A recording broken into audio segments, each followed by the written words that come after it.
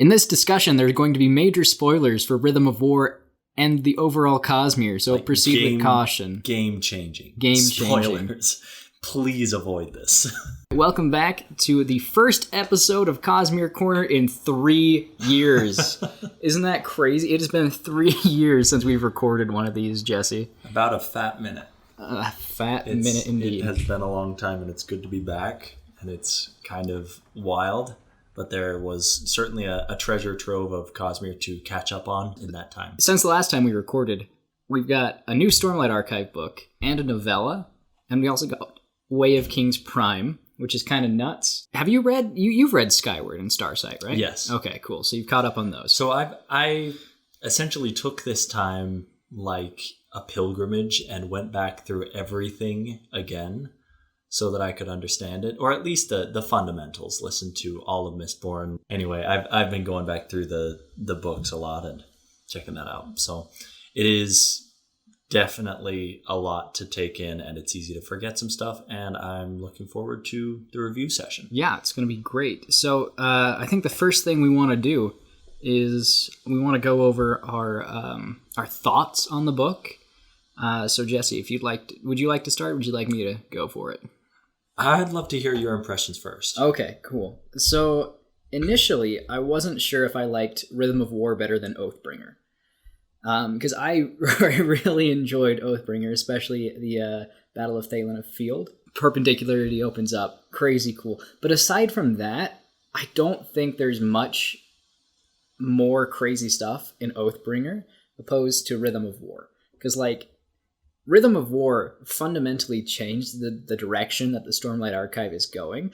If you look at Oathbringer, sure, a lot of cool stuff happened. Dalinar did some things with his powers as a bondsmith that bondsmiths couldn't have done previously because honor, had restricted the surges. But it was pretty obvious that he was going to be a bondsmith, at least in the first part. But with everything that happened in Rhythm of War, I think it's a more substantial book. And I really enjoyed it. I think the time in Shadesmar was a lot more interesting in Rhythm of War than it was Oathbringer. Because in Oathbringer, they were just wandering around, and there wasn't really much except for, what's his name? The honor spread. Him. What is his name? I think it starts with an N. Mr. Natam? Natam? No, because that's that's something else. No, that's a people. But no, it does start with an N. You're totally right. But I agree with you there. To be honest, with so long away from Oathbringer, I'd forgotten a lot. Specifically, I'd forgotten the 2 books worth of setup that got us to Oathbringer. Oathbringer, in my memory, had kind of been turned into all big explosions and loud noises. It was just a little overwhelming. Yeah. Upon reading through again, I understood it a lot better. I think that I prefer Rhythm of War for the expressly biased reason that Commando Kaladin is possibly the best Kaladin. Oh, when he's in the tower after it's been invaded? Exactly. And he had just barely put Vigilante, up the suit. Yeah. Guerrilla warfare Kaladin is incredible. I said I'd never take up the suit again. And then, Fate had a different plan for him than being a surgeon or a pioneering mental health on Roshar. It just honestly felt like every single chapter almost. It felt like, okay, and here's where he gets captured and he can't do any more and needs to be saved. But he just kept on trucking. He kept on keeping on, yeah. I do agree that his vision with Tien was beautiful. Crazy beautiful. I really enjoyed that. And I do think it is a little strange that, because it's implied that Dalinar was able to forge that connection because there was an object that Tien had in the tower, right? The wooden horse in the market. I see. I don't think it just happened to be that in the beyond or the spiritual realm where everything is in the same place, that Dalinar was just all right, let's grab that guy's soul, and there it is. No, but there were a lot of connections, you're right, with the wooden horse, and not to mention that his parents too. But. Yeah, that's true. And his entire town. Mm-hmm. And also the fact that Kaladin is hugely traumatized and will never forget Tien. Yeah. So, that's certainly a connection in its own right. Mm-hmm. Yes, I agree. I think my favorite maybe on a sadistic level. Oh. I don't know why. Maybe we can make this the motivational route. But my favorite thing is to see just how brutal it gets thrown to Kaladin over and over. Moash just getting crazy. Just like how he goes through the ringer, not so much that he's brutal. Exactly. But that he just goes through the absolute ringer and that he keeps going. I guess that's the motivational take on it. Maybe there is some Colosseum going on inside me. Like, I just want to see a really good gladiator. Let them fight. But, well, I mean, Kaladin is also... He has the potential to be crazy brutal. Like, when Moash... I don't think I mentioned this, but there are crazy spoilers for this. I wanted to mention that near the beginning. If you've made it this far, I'm so sorry. So I'm going to actually go back and insert a little... In this discussion, there's going to be major spoilers for Rhythm of War and the overall Cosmere, so like proceed with caution. Game-changing. Spoilers. Podcast listeners, this is the second time you're hearing that, because it was also at the beginning, but now it is here. Spoilers. Surprise, surprise. No, what I was going to say is when Moash kills Teft, right? Oh my gosh. That was crazy, and it was horrible, but it was done in an attempt to make Kaladin Odium's new champion, right? And so after that, Kaladin just kind of blacks out and goes crazy when, the pursuer tries to go for his family. Right? Yeah, no, he's not having it. No, the guy uses lashings to rip off his head. Which kind of, I don't know, in my opinion, sort of brings us to a problem like we saw in Mistborn with the smashed coin. Like, how can you lash the head separately from the rest of the body? But anyway. Yeah, I'm not sure, but it was kind of crazy. I kind of just like that after he goes on his rampage, Kaladin doesn't even remember all of the just carnage he left behind, because he took out multiple fused by himself in his fit of violent, odious rage. He was not having it. Yeah. So that was crazy.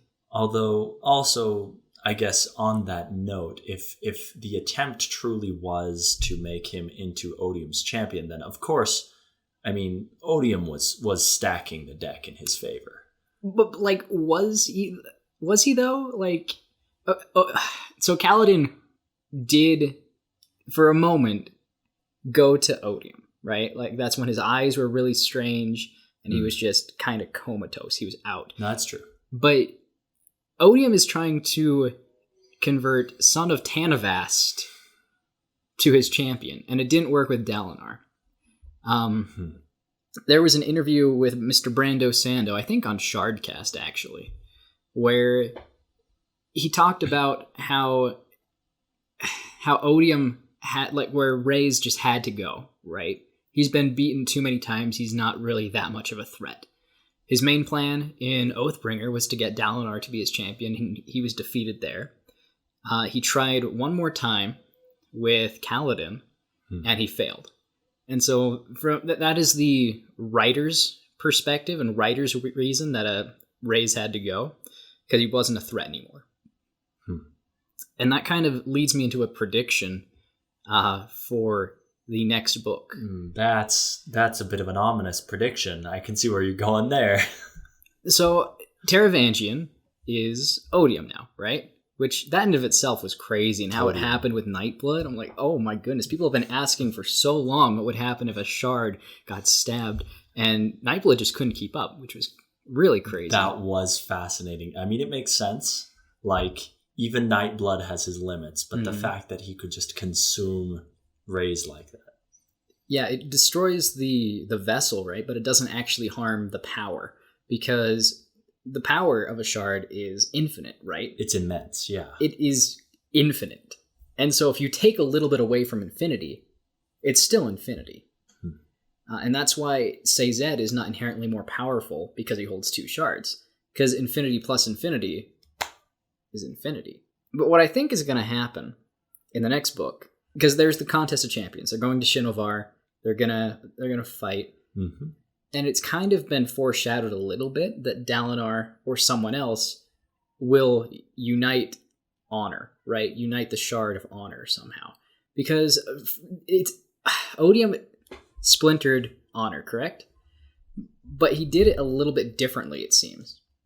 The other shards, Devotion, Dominion, who've been splintered, they're just gone. They're down to the molecular level. Yeah, their power is just chilling there in the cognitive realm. It's kind of broken. It's plasma. It has been quoted as being just sort of storming. But Tanavast's cognitive shadow was combined with the Stormfather, because the Stormfather exists pre-shattering. It is the oldest entity on Roshar that we know of.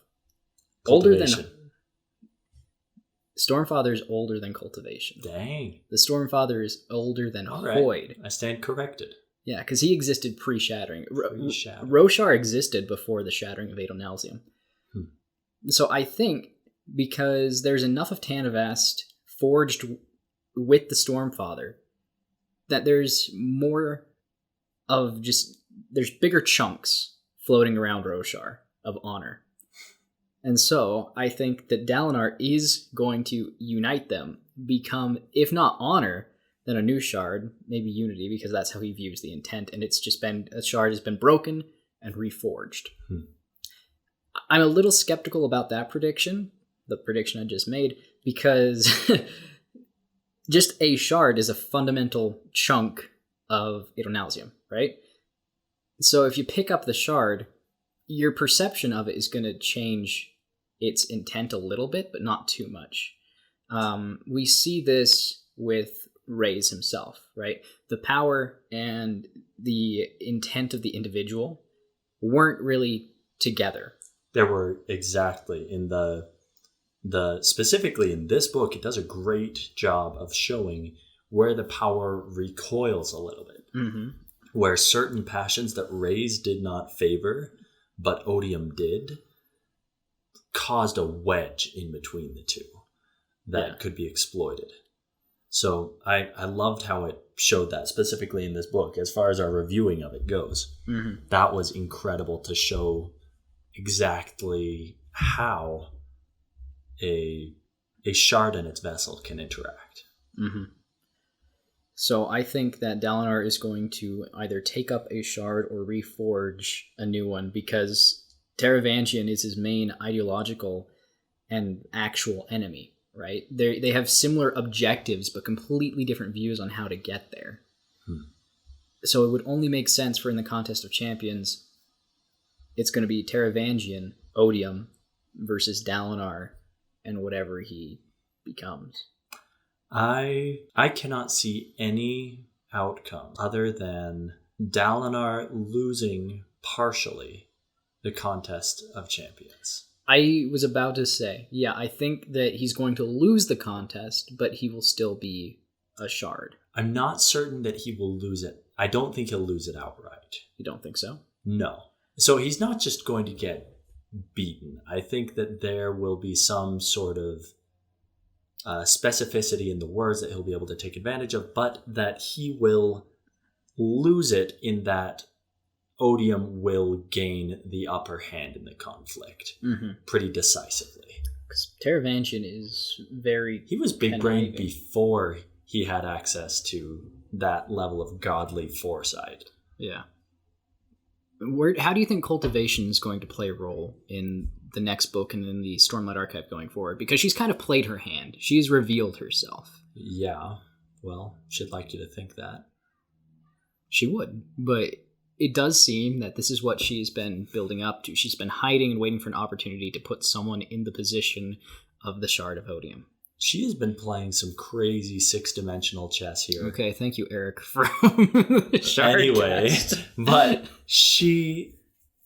Okay, so in book 3, we get the first explicit large-scale intervention, I would say, where she obviously was shaping Dalinar so that he could stand up to Odium, not be the champion. Book 4 here, we see the next one, which is that she was actually planning on having Rysn deposed. Yes. A new Odium put in place. I doubt very much that that is even near the end of her plans. No. Well, we don't know what she's doing with Lift, because there's 3 people That's that fair. she has touched. Dalinar, Taravangian, and Lift. And we kind of know what her plan was for Dalinar, at least we think we do. Taravangian's part of the plan seems to have been revealed. Not really well thought out, if you ask me, because she's made a monster and put him in the power of Do you think she's that naive? I don't mean to stereotype the intelligence of all dragons here, but I do think that Any dragon listeners out there, please do not feel offended or put down in any way by Jason's next comment. Or you know what? Even if you were, leave me a comment about what I said specifically that was dragonist. Anyway, we kind of know what her plan is for Taravangian. I do think it was a mistake, because I feel like she explicitly said what she was doing with him at the very end. Like, hey, I've been setting you up for the position you are in now. But I cannot fathom what Lift's role in all of this is. Because she's just a edge... To eat Odium's pancakes. Perhaps. Perhaps. The next level up, eating godly food from out in front of him. Level up. I feel like this is the plot of most Kirby games. Oh my gosh. Where Kirby's food gets taken and he goes on an adventure. I can't help but think with this many books in the future that really we're only... I would guess that Lift's role is revealed in the next book. You think so in book 5? That's what I would say. I think that cultivation is going to be more actively involved, like she has been at the end of this book. Okay. And how she's slowly been introduced more and more. Whereas before it was like, wait, there are 3 magic systems on Roshar, and now it's like, well, she actually just deposed another shard. Yeah. I'm pretty certain that Lift's plot is going to come to fruition, at least to its first fruition. I don't know if that's the last. Because when you plant a tree, you don't plant it for one harvest. That makes sense. So I feel kind of bad because I wanted to know your thoughts on Rhythm of War, and we started on mine, but we are already into like predictions for the Cosmere. And were we ever good at following any? We were pretty good. That's why some of the podcasts were so long, because we'd have to like go back. That's fair. You hit on a lot of things that I think are going to happen. Because Stormlight is 2 5-book arcs, right? I think the first arc is going to be the Odium problem. Where they go from there, I don't know. I have no clue where they're going to go from there. I think that Stormlight Archive will end either with a loss for the humans or a unification of the races of Roshar, being the Parshen... It's a pretty specific prediction, so they'll either win or lose? No. I think that they will either lose outright or they will be unified with the singers. Whether that unification is in a win or a subjugation, I think that makes sense. Mostly because have you read the chapters of the chapters of Six of the Dusk 2? No. Okay. I've been too afraid, considering what I've heard around it. May I spoil a couple things for you? It's coming anyway. Okay, cool. So, the biggest reveal in Six of the Dusk 2, at least the chapters that were revealed by Mr. Brando Sando, were that the Scadrians are on First of the Sun, and they were the ones above, and they don't like the Rosharans, because the Rosharans are also there. But they don't really have a ship like the Scadrians. They just use their shard plate as essentially a spacesuit. Oh, that's incredible. Yeah. Now, the weirdest part is that the radiant that arrives on First of the Sun seems to be a Parshendi. A Parshendi... oh, goodness. Nails Order. I'm spacing on the name of... Skybreaker. Yes. I think it seems to be a Parshendi Skybreaker who uses her shard weapon seems to be a gun. What? Yeah. And she has not blue or white aura or the Odious Investor. It's a purple. So that's like Warlight, right? Wow. Yeah. But because it is a Parshendi or a Singer Radiant, that makes me think that they're either going to, join up with the humans and be able to bond Spren. And that'll either happen if the Singers win or the overall conflict, or if there's a subjugation or just a joining. I see what you're saying. Of course, the Singers can't be eradicated and then be found flying to different planets. They can't be eradicated, and also that they're using warlight. True. Seemingly. And of course, I mean, even were Odium defeated and bound, I mean, it's a little it's a little like, no, it would be a little bit like trying to take a bowl of soup that had been thrown across your room and putting all the soup back into it to try and trace back that investiture that Odium had used and invested in the world and bind it. I mean, he is entrenched there. Yeah. You don't stay there 4,500 years and not get deeply connected to the place. Mm-hmm. So I don't know. And kind of why I'm leaning towards Odium winning. I can see that. So if Odium were to win, I'm thinking of the refugee crisis that would happen on Scadrial. I don't think necessarily, because I don't think Taravangian wants to eradicate humanity. Like, that is not his... Oh, that's fair. That's not his modus operandi. The whole thing was save humanity. Save humanity. And then when he looks out at the greater Cosmere, and he sees all these worlds being ruled by broken gods, and he wants to save them, I think that Sanderson is setting up kind of the further down the line conflict, the War of the Surges, as it has been alluded to. Oh, jeez. Yeah. Wow. Yeah, no, that's fair. And Taravangian always has been the one to seek alliances where possible. Mm-hmm. He's used to being the king of the smaller kingdom. I can totally see him. Maybe there would be a way to compromise and save Roshar that could empower him, maybe give him some more of Honor's investiture, and let him try and fix some of these other systems in his eyes. He needs to have a way to leave, because he is still bonded to the Rosharan system because of the oaths that Ray's made. Sure. Or rather, the whatever method that Tanavast used to trap Odium. Sure. Because I'm not sure. Was it an oath? It was implied. Okay. Because, I mean, when he's talking about the Contest of Champions, like, he explains that he has to do what he says. Yeah. And that it has to be said with the intent. So that definitely seems to be a thing. It's not just necessarily honor, but like when a god says they will do it, they're going to do it. They're going to have to do it. Exactly. Otherwise, it would cause that rift in between them and the intent. That someone could get in and shatter. Exactly. So splinter them. Which happens pretty frequently, as we see. Mm-hmm. So I think in the next book, Dalinar might ascend. I feel like that's pretty probable. But I also think that a large portion of the main cast is going to die. Because the second book arc, like what I remember being told about the second arc, is that Renarin is a main viewpoint character, that Yasna is still around, but other than that, I don't know of anyone confirmed to exist post-time skip.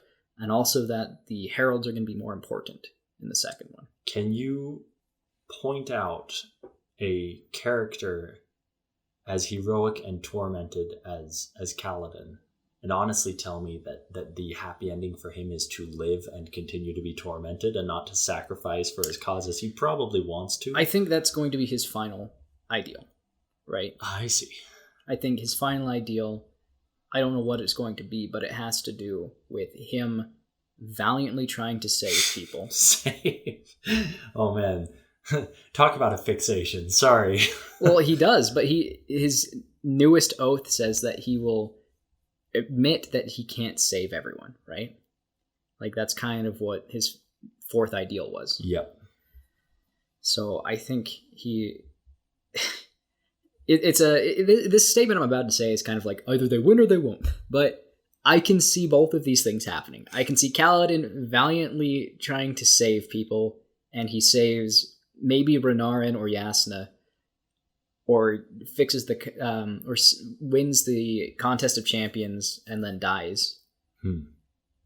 Or yes, everyone around him that he loves dies, which is very in character for Kaladin. Could Dalinar die in the Contest of Champions? He does plan to be his own champion. And then Kaladin pick up what's left.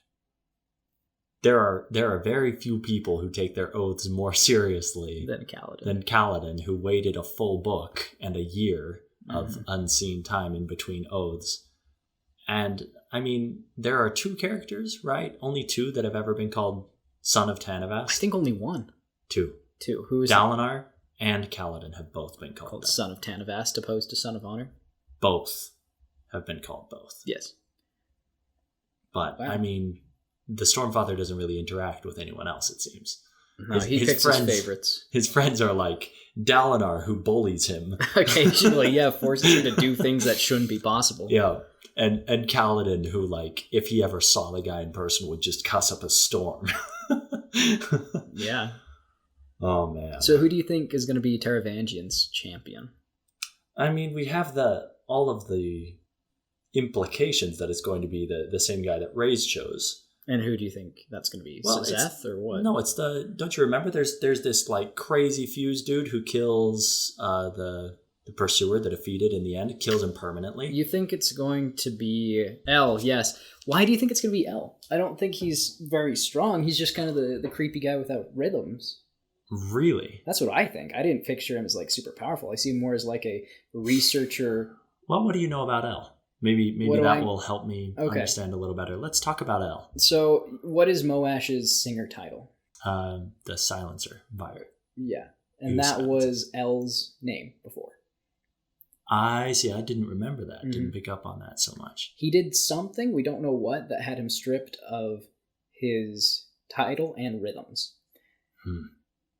I think it was because he cared too much about, like, human art or something. Poetry, he's into that. He's really into human art and stuff. Lesrian was surprised when El killed him, and El only killed him because Taravangian wanted to see what, the anti-void light in action, and also because, I don't know, the pursuer was kind of done. Yeah, they said you've run the bad race, friend. we're just gonna put you out to pasture. There's not exactly retirement in this profession. But hey, we've got a way out. Yeah. No, that's actually... knowledge of anti-void light. There are fused, I bet, who would opt for non-existence on some level. Those are my predictions for the next book. So, if I may... You may. Take us out on another tangent, as I am prone to do. Weaponized anti-investiture. Okay. That Taravangian knows about. That could be pretty effective, I think, especially if you hit, say, a bondsmith. Or do you think that he could just... I don't know if he can generate enough anti-void light to take out the Stormfather. No, that's fair. That's fair. The Stormfather's big. He is big. He is a very large chunk of investiture with a cognitive shadow just kind of stapled on, kind of. Sorry, I'm just laughing as I think of the scene from Madagascar where Dalinar likes him big and chunky. I guess so, but so does Navani. No, that's true. That is very true. What if Lift becomes the Night Watcher's bondsman? Oh, yeah, that's definitely happening. I think so. Well, the cultivation light is such a strange quirk. Yeah. That I can't help but feel like by the time that Lift finds a way to come to terms with the fact that she is growing and can continue to grow and still remain herself, that's probably time to swear the Night Watcher. What if... And it has been confirmed that you can double dip. You can bond multiple spren, but it's really hard.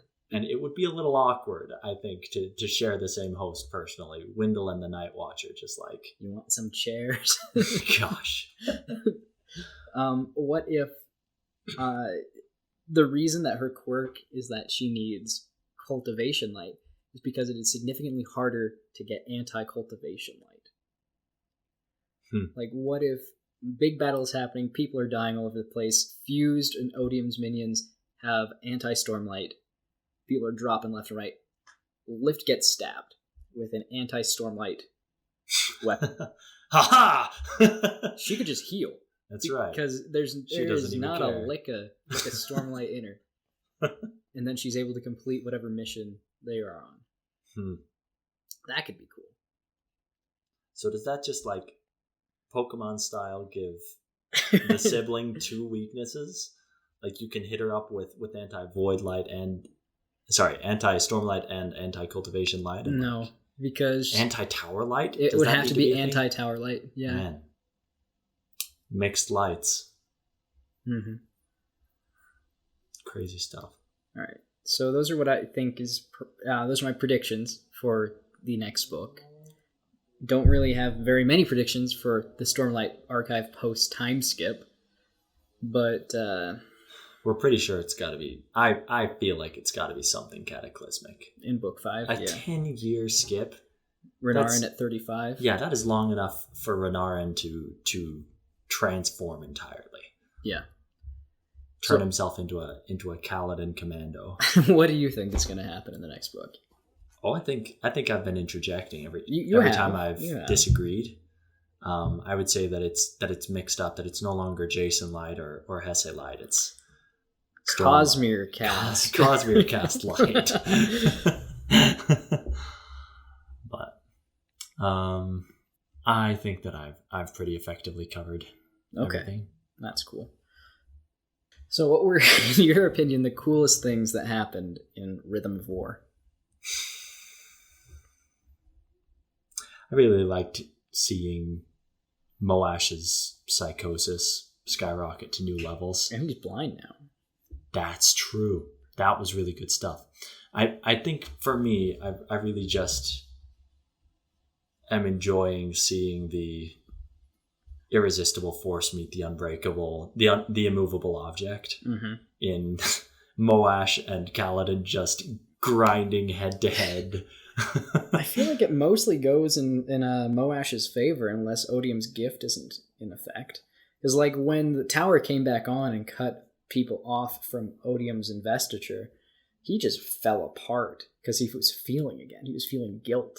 That's true. But if he's out of that and just face to face with Kaladin, he seems to just know how to shut him down. I don't know if that'll be the case anymore because Kaladin has... Well, I guess what I'm saying is that Kaladin has made it this far and neither has killed the other, and Kaladin has taken the things that Moash has thrown at him, like Teft's death, and chosen to grow from it instead of embrace the icy doom at the bottom of the cliff. Mm-hmm. But I think next time they see each other, Moash is blind, dude. Like, if Kaladin wants to take him out, he can. I don't know if... Hey, don't let Toph hear you.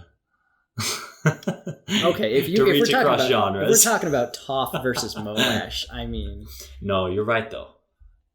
Moash is impaired as a windrunner who can't see the direction he's traveling in. He also only has access to one surge because the Honor Blades only have one. Very true.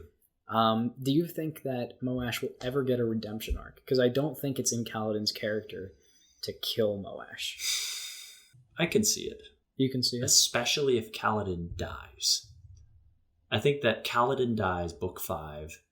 However it goes down, Moash outlives his usefulness, is the big bad guy, or does what Taravangian needs and is the sharp sword in Taravangian's hands. And then all of a sudden, book 7, Moash is 40 years old in some rural town of totally destroyed Alethkar, let's say, and just rethinking his life choices. I can't help but feel that with the level of involvement that he's had in this, he's got to have a redemption arc. We like him too much. We like Moash too much. Well, we at least like to hate him. Yeah. And that is a like on some level. I suppose so. That's my personal feelings. What are your feelings?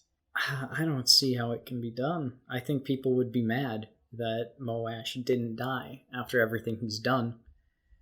Like Dalinar? Dalinar was... It's about the writing, my friend. When Sando comes in with that magic pen and writes you 10 viewpoint chapters from Moash where he's less psychotic, it'll start hitting you then. Okay. We'll see. I don't know. I don't think it's going to happen. There was a meme I saw once about two guys in a bar, and Brandon Sanderson is also there. And they're like, go over there. Just go ask him. What's the worst he can say? And so one of the guys goes over there and like opens his mouth. And in the meme, Brandon Sanderson just turns and says, in book 5, Kaladin will die and Moash will bond Syl. and then the next frame of the meme is the guy walking back over to his friend and be like, you lied to me. Oh my gosh. Yeah. That is the worst thing. Okay. Oh man. Going back to the beginning, there is some part of me that would enjoy that anguish. Oh, dude. Why? No, that would honestly be really terrible, especially with Syl. That's not right. But man, Moash, we've spent too much time on him. I mean, if Gaz gets a redemption arc, and he was just an absolute jerk. Mm-hmm. He got a mild redemption arc at least. He was never in the forefront as much as Moash, though. True. I don't know. I feel like it's in Brandon Sanderson's style to book 8 or 9. Like, there are so many pages ahead of us. Yes. That there will be at least a glimmer of remorse. And that, for me, constitutes redemption. Okay.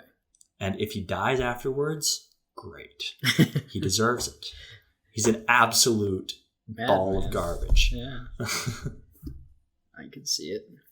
But I am sure that Brandon Sanderson will give us the satisfaction of seeing the pain on his face as he understands what happened. What he's done. And probably take some voluntary action to accept what's coming for him. He doesn't need to be the next Batman or anything. Like, he can die after that. Okay. Yeah, that sounds good. Okay, so one more thing before we move on to Dawnshard. So, perfect names, right? The Alethi view of a perfect name is the same frontwards and backwards. It's a palindrome, right? And then they changed it a little bit so it's not as close to the heralds. Perfection in general is symmetrical. Yes. Roshar, which the SH symbol is considered to be flippable. And the O and the A are, I guess, maybe we're pronouncing it wrong. Maybe it's Roshar. Roshar. Anyway, I saw this post on Reddit the other day about the names of the books. And it is Way of Kings. It's a Ketek. Yes, it could potentially be. And in the post, there was a word of Brandon that said it would have to end with a T, because technically Way of Kings is the Way of Kings. So the next book for it to be a kata would be KOWT, yeah. King of the World. WT, World the. World the. I don't know. World 10, because it's the 10th book. I don't know. King of World Threnody. Ooh, Threnody. Anyway, I just thought that was interesting. I figured we'd bring it up. I'm pretty sure it's happening. I mean, he's gone this far. He has gone this far, and whether or not he intended that by setting that easily, I mean, at the point that he wrote Oathbringer and titled it, yeah, I'm certain that he had it in mind that he would do something like this. WOKWOROROW.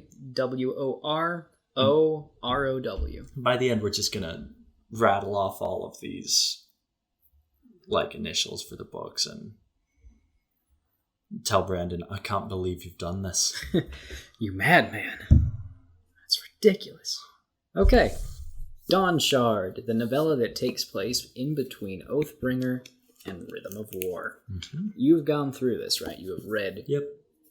So, what were your thoughts on this novella? Dawnshards. Dawnshards. Wow. Okay. So, what is a Dawnshard? A mandate. A mandate. A mandate strong enough that it can cut through gods. Just an ad nauseum level command. Mm-hmm. That dictates things in a primordial way. Specifically, I don't remember what was the Dawnshard on Roshar. I think it was create. Transform. No, I think it was like create.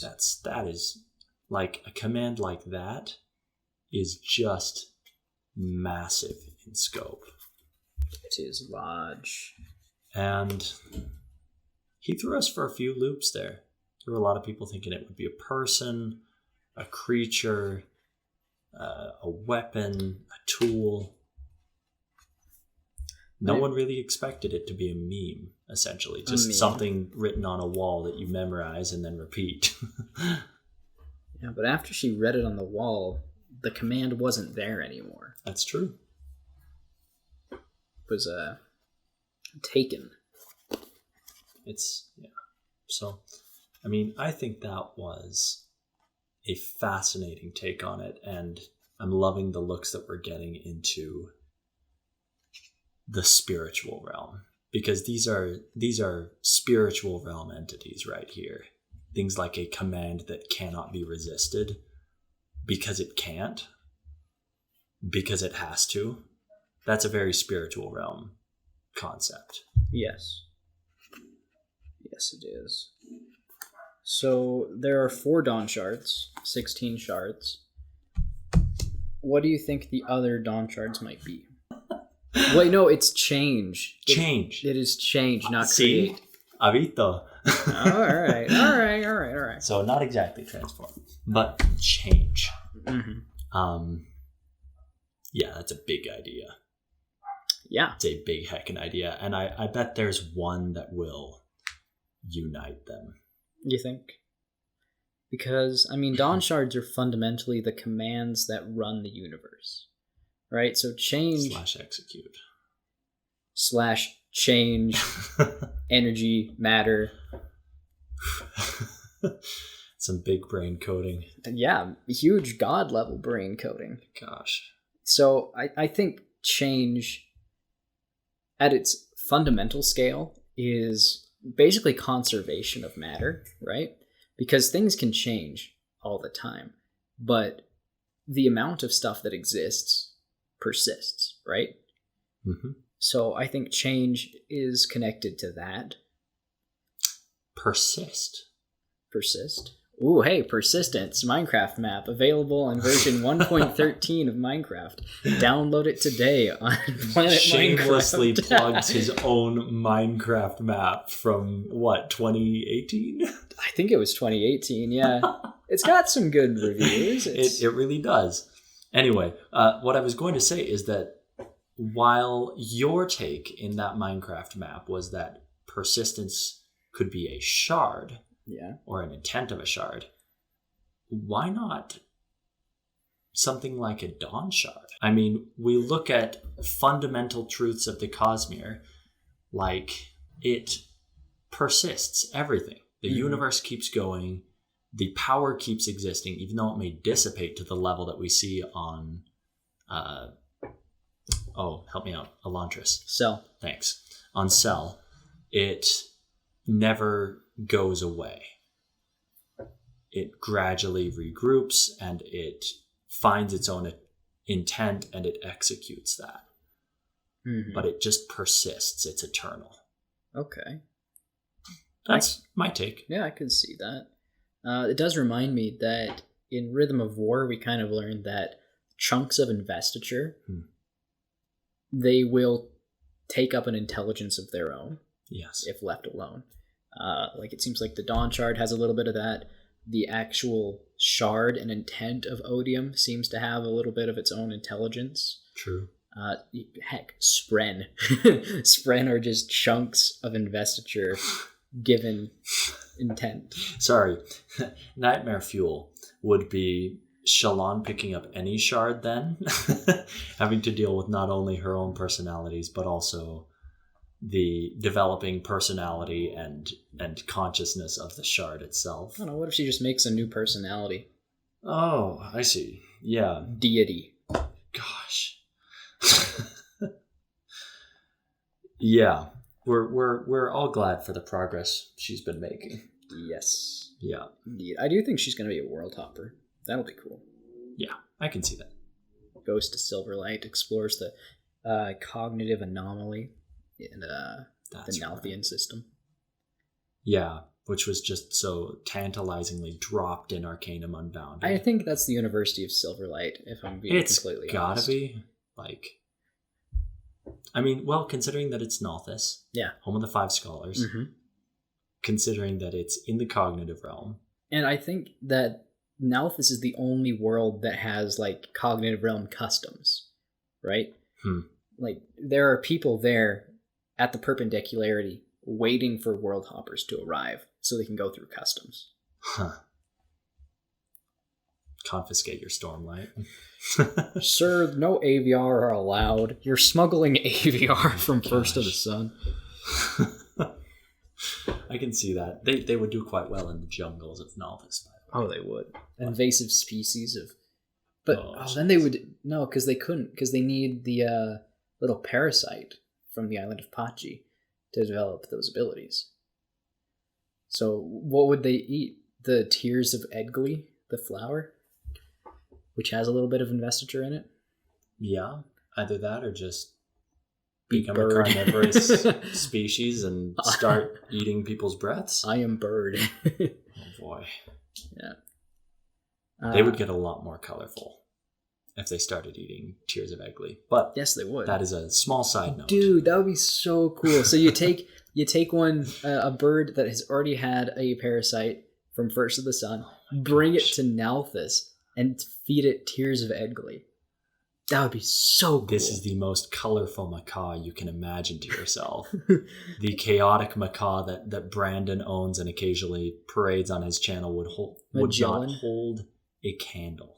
True. Magellan, is that its name? I think so. That's pretty excellent. Jello is its pet name. Oh, that's cute.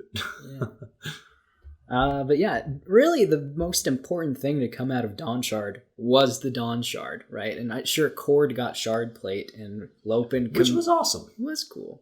And Lopen comedically swore another ideal. Yeah. It's so great. Stormfather's just waiting there.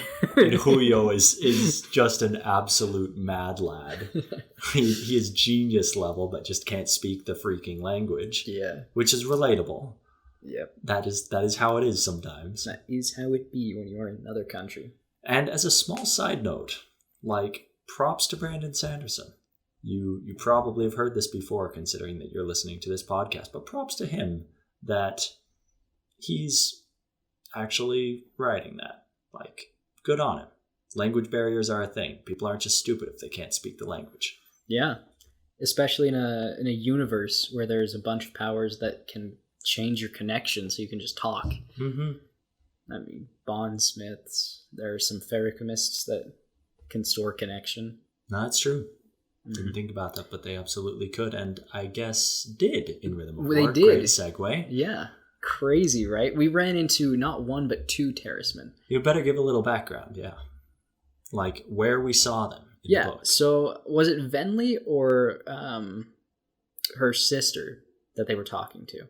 It was Venli, because they gave her the sphere. Yeah. So Axendwith, she was on Roshar.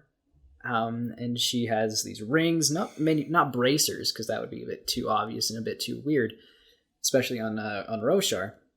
But Axendwith is quite clearly a Terrace name, and she can just speak the language, no problem. So I'm pretty sure she is a full ferrochemist and not just a...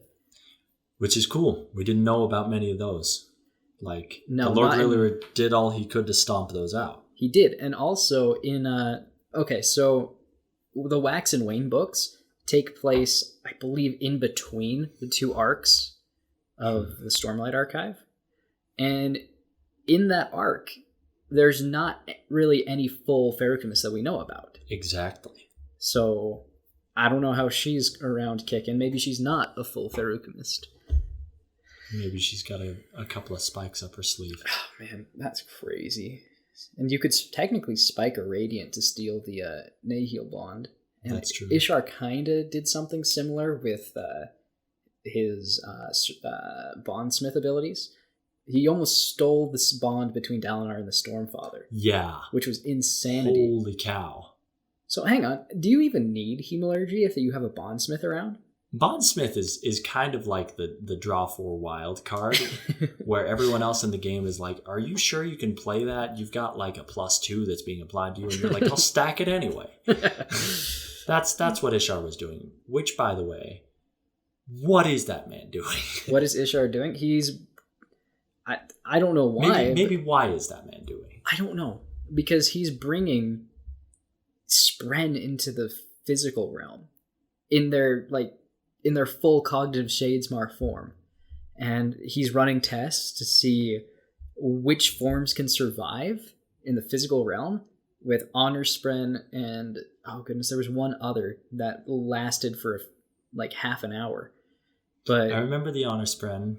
I think many of the others like Cryptics, that was... Cryptics and Cultivation did not Spren, do I think. well. Or maybe it was... Because Cryptics had like the intestine head, I think. Yeah. That was bad news. That was bad news. How would a High Spren work? Because High Spren just look like rips in reality. Ink Spren, maybe. Ink Spren might Yes, it was the Ink Spren. The Yeah. Honor Spren and the Ink Spren are the ones that last They're the humanoid. longest. Yeah. Makes sense. But so are like the metal looking ones. I'm trying to remember. Oh yeah, those boys. Yeah. Mm-hmm. The Horn Eater Spren, the Peak Spren, that's what they are. They're also humanoid, but they've got like lava coming out of them. Oh, I was thinking of the like bronze. The Breachers, yeah. Breachers, yeah. I think they would do pretty well, except they're made of... Well, maybe not, because how would a living thing made of metal work? That one... Is there a specific human Spren? Like, for the concept of humanity? Yeah. I don't think so. Guess I'll just float that one out there and you can ridicule me below. Yeah. So I don't know what Ishar is doing. When he went through the perpendicularity, he had a bit more sanity and was able to somehow contact Dalinar, probably through the connection of a bondsmith. Yeah. And he's like, hey man, I'm not doing too hot. Come and help me out. And then like he switches back. My name is Ishar. Hi, Ishar. And I've been a crazy herald for the last 10,000 years or so. And I've been murdering bondable Spren. Sentient entities. Sapient entities. That's a fact. So, yeah. Ishar is such a huge wild card. He's a There could be wild another video on Ishar. I might that is another can of worms. Maybe a pantry full of cans. I think just talking about bondsmiths and post Honor's death surge binding, that could be cool. All right. Yeah, it's a can of worms. So we saw a lot of that in Rhythm of War that we had never known was possible. Mm-hmm. As promised by the size of these books, Brandon continually shows us new rules, and his face value look quite simple. Some of these magic systems, but no, they're very complex, and they change too. Apparently. They do. Incredible stuff. All right. Anything else you want to talk about from either Dawnshard or Rhythm of War? Because I think we're kind of winding down. Well, yeah, I think we've had a great discussion here. I would say, closing remarks.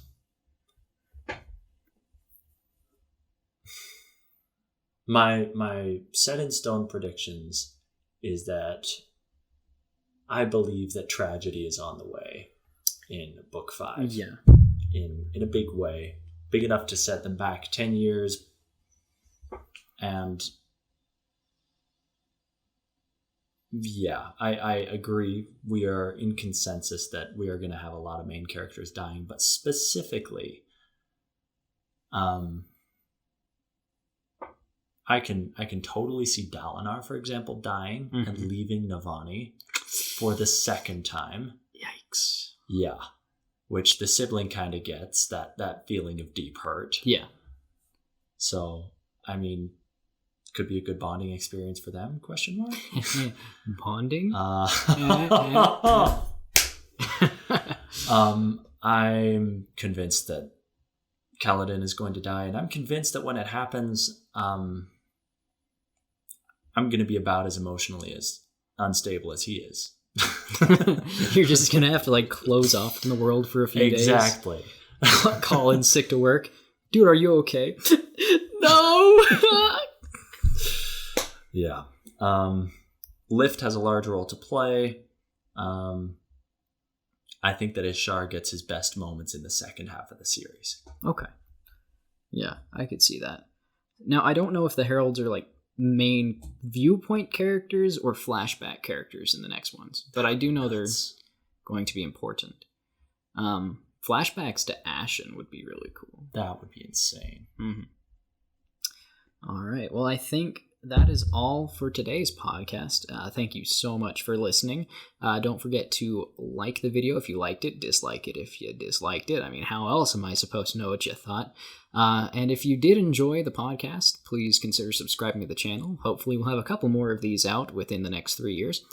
And that's the plan. That is the plan. It's hopefully going to be a little more regular. Hopefully. So, thanks for sticking with us.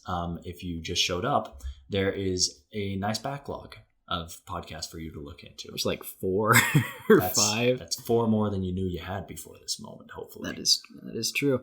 And yeah, comment down below what you thought of the book. Try and keep it spoiler free, or kind of press enter a few times so it won't show up immediately. And as always, thanks for listening and have a fantastic time of day. All right. Bye.